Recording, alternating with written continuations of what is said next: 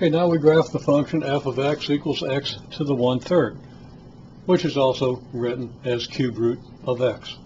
So the thing we need to do is we need to choose x values that we can easily take the cube root of, or the 1/3 power of. So what's an x value that we could easily take the 1/3 power of? Well, we just saw some cubes, 0, 1/8, and 1 and 8 are cubes. So their cube roots are going to be the numbers that we cubed to get them. So the cube root of 8 is the number you would cube to get 8. What number do you cube to get 8? You cube 2. What number do you cube to get 1? You cube 1. You cube 1/2 to get 1/8. So that if we choose x values, 0, 1/8, 1, and 8, we can easily find their cube roots, or their 1/3 powers. Cube root of 0 is 0 because 0 cubed is 0. Cube root of 1/8 is 1/2 because 1/2 cubed is 1/8. 1 cubed is 1. 2 cubed is 8. So the reasoning follows all along.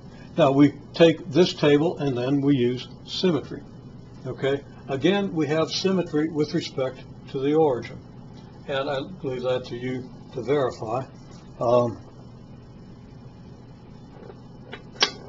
That f of negative x equals negative f of x. But it's so. So we plot our points in the first quadrant. We get something that looks like this. We reflect through the origin. We get the other half of the graph. And we kind of note that this graph looks just like this graph, turned around and then inverted, laid over on its side. So if we reflect this graph through the y-axis, turn it around, and then rotate it 90 degrees, we have this graph. I'm not going to say too much more about that right now, but when we talk about inverse functions fairly soon, we'll see more about how these graphs relate. In any case, there's a graph of y equals cube root of x, or x to the 1 cubed, graphed by a brief table and the use of symmetry tests.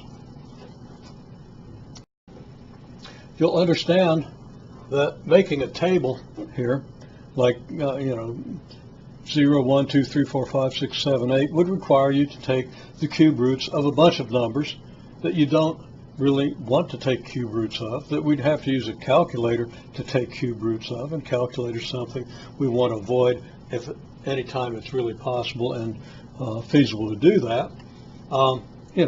That's not the way we would set up a table. We set up the table by choosing our values carefully. And in this case, in a sense, it's the y values that we choose, and the x values are the cubes of the y values that we choose. So, you want to keep that in mind.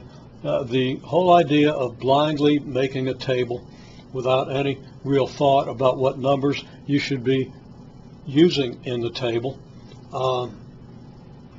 is not a good way to graph. That's the way you learn to graph when you first learn to graph, but it's not the way we're going to be graphing in this course or in any subsequent courses. You need to understand some things about how the shapes of these functions emerge, and about the whole idea of symmetry and a lot of other things.